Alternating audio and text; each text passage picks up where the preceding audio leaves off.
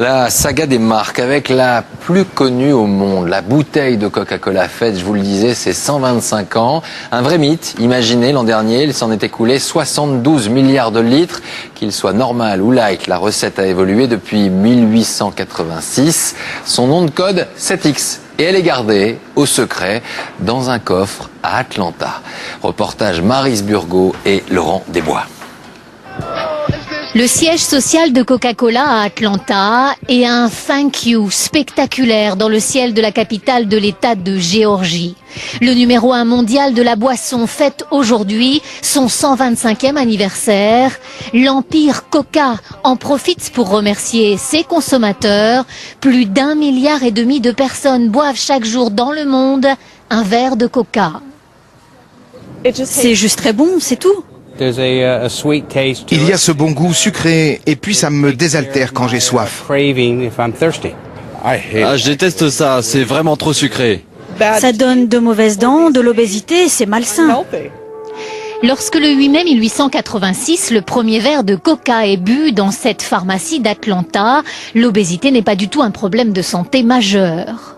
Ce médecin vient d'inventer ce sirop à base de feuilles de coca et de noix de cola. Il y ajoute de l'eau gazeuse par erreur, selon la légende. Un associé suggère alors un nom, un design. Une marque vient de naître. Première mise en bouteille et ouverture de centaines d'usines, la Deuxième Guerre mondiale et les GIs vont propulser ce label vers des sommets de notoriété. Quand les Américains gagnent la Deuxième Guerre mondiale, que ce soit sur le front japonais ou sur le front européen, ça devient la boisson des vainqueurs. Les GI ont apporté leur joie de vivre, les chewing-gums, les cigarettes et le coca. Donc le rêve américain, vous en buvez chaque fois que vous buvez 1 litre de Coca-Cola dans le monde entier. Depuis, la multinationale cultive le mythe Coca dans le secret de ses murs d'Atlanta. La recette exacte du breuvage est dans un coffre de banque. Mais c'est aussi la publicité, le marketing phénoménal qui font aujourd'hui vendre la marque. Dorénavant, au fond des campagnes les plus reculées des États-Unis, les objets liés à l'histoire de Coca se vendent à prix d'or. Les brocanteurs se les arrachent. Ces antiquités des années 30, 40, 50 font tout simplement partie du patrimoine national. Il y avait une sorte de tourniquet ici. Vous mettiez une pièce et la bouteille de coca sortait à travers cette petite porte là.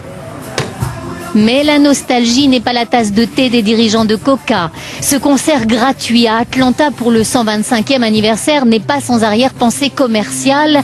Malgré son grand âge, Coca s'est toujours arrangé pour symboliser la boisson des jeunes.